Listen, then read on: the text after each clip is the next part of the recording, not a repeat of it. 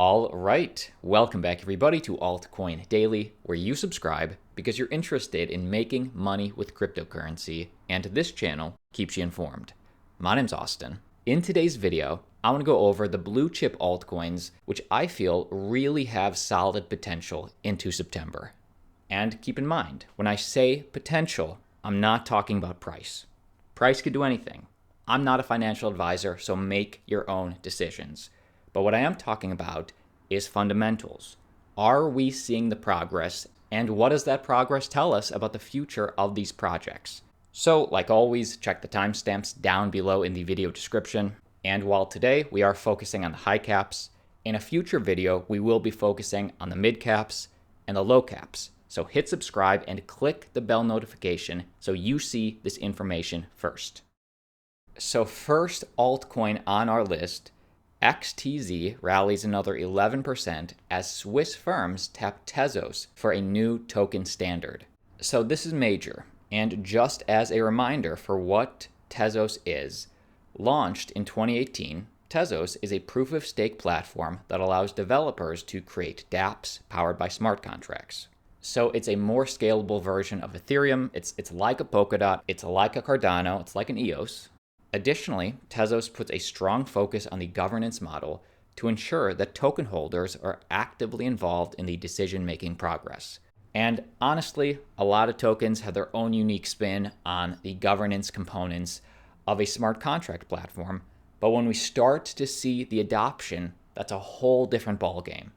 The uptick in price comes after a group of Swiss-based blockchain and financial companies, specifically Crypto Finance Group, Incorp Bank, and Inacta, selected the Tezos blockchain as a partner to provide compliant digital financial products. And this is a big green flag for Tezos holders.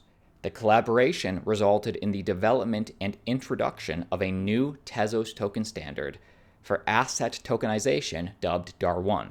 DAR1 is based on the existing Tezos FA2 token standard and enables smart contract functionality, which we expect, required to support financial markets activity ranging from anti-money laundering compliance to asset governance. Interesting. So it seems they're carving out their own little niche, a Tezos token standard to specifically work with those financial bodies and institutions that need some sort of compliance. In a joint statement, Crypto Finance Group, Incorp Bank, and Inacta said that the main reason they chose Tezos was because its on-chain governance allows upgrades without disrupting or splitting the network. Hey, and I get it. That is one of the value props of Tezos, and these companies see value in it. Incorp Bank also announced that it would become the first B2B bank in Switzerland to launch institutional-grade trading, storage, and staking services for the Tezos network, offering its institutional customers new yield-earning products. So, Tezos holders, give me your thoughts down below. I'll keep you updated. Next altcoin making a splash, and this is worth mentioning, enterprise public blockchain Vechain pushes a $1 million USD grant program. And while this was hinted at, it was announced a few weeks ago, the information we have today clinches it. They are coming out with enterprise NFTs or ENFTs, specifically for the enterprise non-fungible token ecosystem. So check this out, as they say in their press release. As the world's preeminent enterprise public blockchain, Vechain's mission has always been to drive innovation, disruption, and digitalization through the application of blockchain technology at mass scale. And standing at the forefront of blockchain mass adoption, the Vechain research team has raised the idea of the next game changer for the industry, the enterprise NFT, ENFT, enterprise non-fungible token ecosystem. So they're saying that NFTs clearly not going away, and to carve out their niche to gain mass adoption for their blockchain, they're specifically focusing on an enterprise ecosystem. As a key player in the real business world, enterprises will be the main driving force behind the mass adoption of NFT technologies. And as such, the best way to facilitate this adoption is to develop and support a vibrant eNFT ecosystem using the Vechain Thor platform. And how are they going to do this?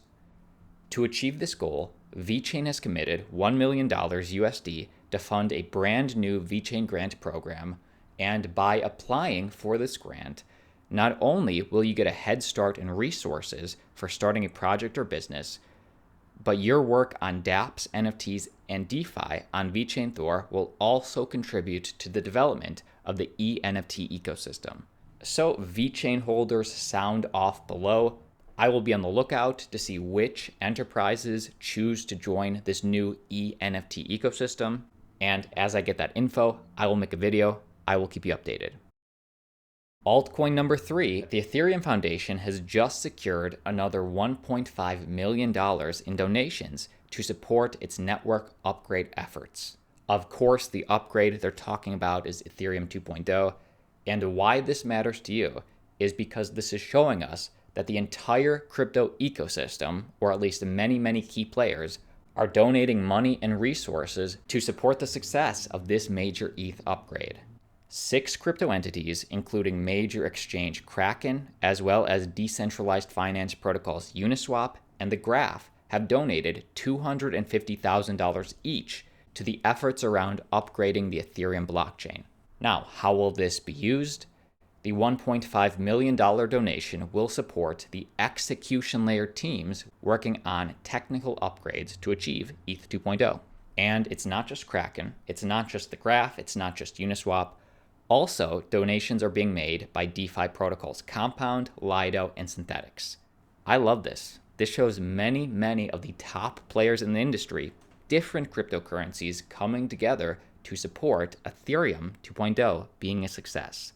For all you technical people out there, the 5 Ethereum clients that will receive this funding are Besu, Aragon, Geth, Nethermind, and Nimbus. And Ethereum's goal is to lessen the risk associated with the network's over-reliance on a single entity. So that is something we can all get behind. Ethereum always has been a top altcoin to watch, in my opinion, this cycle, and they're still making progress into September. And keep in mind, the history and the trust is still on Ethereum, and that's not going away.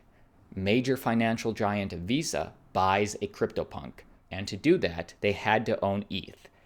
In a direct tweet from them, over the last 60 years, Visa has built a collection of historic commerce artifacts, from early paper credit cards to the ZipZap machine. Today, we enter a new era of NFT commerce. Visa welcomes CryptoPunk 7610 to our collection. They paid $150,000 in Ethereum for this little guy right here.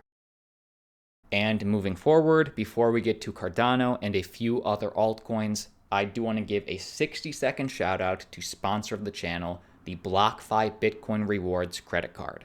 You can literally earn Bitcoin on every single purchase you make, one of the easiest ways to accumulate crypto. Earn an unlimited 1.5% back in Bitcoin on every purchase with the BlockFi Rewards Visa Signature Credit Card. See if you're pre-approved with no impact to your credit score, link down below. And this is a quality card. It is metal, it is black, it looks slick. And the biggest reason that I like it is because there's no annual fee, which cannot be said for many competitors. There's also no foreign transaction fees, and you can earn up to 3.5% back in Bitcoin during your first 3 months. So if you live in the US, I highly recommend, link down below, check it out. Every time you buy groceries, think about it, every time you purchase Bitcoin with this credit card, you can earn even more Bitcoin back. Check it out, link down below. Next altcoin that just took a major step forward is Cosmos. Bitcoin is coming to Cosmos with InterBTC. So just as a reminder, think of Cosmos like a Polkadot, meaning they're aiming to be the internet of blockchains, really focusing on interoperability, allowing different chains to communicate with each other. And bringing Bitcoin to Cosmos was always part of the plan. With the latest grant by the Interchain Foundation ICF to Interlay, the developers of InterBTC, that goal just got one step closer. So here are the details in terms of how Cosmos is different, how Cosmos is connecting all these different chains. Launched in February 2021, the protocol, the Inter-Blockchain Communication Protocol, or IBC, is the Cosmos standard for allowing any two chains to communicate, share liquidity and functionality, and transfer tokens and other data within the Cosmos ecosystem. And once they use their IBC protocol to connect the chains, users like you and me can manage all their crypto assets and balances cross-chain from within one intuitive and simple interface. And as more IBC-enabled chains are added, the utility and popularity of Cosmos DeFi grows. So give me your thoughts down below. With Cosmos aiming to be that central hub of blockchains, this does bring us one step closer. And just for some perspective, Bitcoin on Cosmos will bring deep liquidity to the Cosmos ecosystem and greatly increase the utility and scope of Cosmos DeFi. Don't count Cosmos out. They are definitely making progress as a coin to watch. And next up, an altcoin with a huge community just got bigger. What kind of impact will Japan have on ADA? Cardano sees Japan listing after passing strict crypto regulatory checks. So Japan is saying Cardano is regulatory okay with them. Cardano will be launched on the 25th of August and get listed in Japan. And why is that significant? Well, Japan, much like the US, much like Europe, has one of the most demanding listing criteria worldwide, and Cardano's native coin ADA has finally been authorized.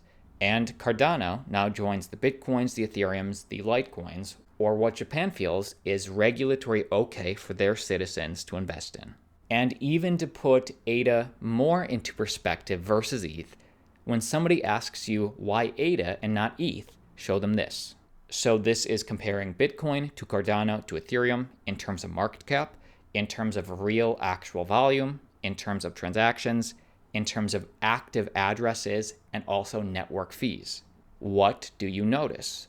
Well, first off, while Cardano obviously has a much lower market cap than the other two, its actual real on-chain volume pretty similar to the other two. That's a good sign.